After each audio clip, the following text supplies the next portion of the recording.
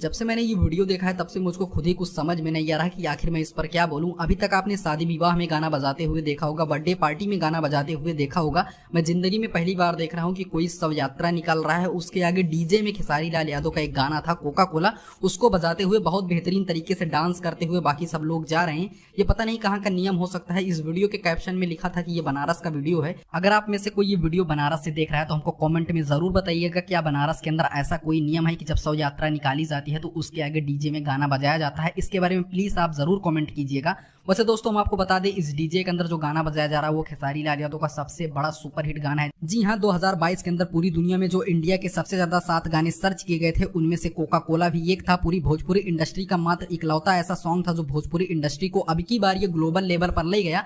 2 गाने गए थे भोजपुरी इंडस्ट्री के ही थे और दोनों गाने खेसारी लाल यादव के थे। एक था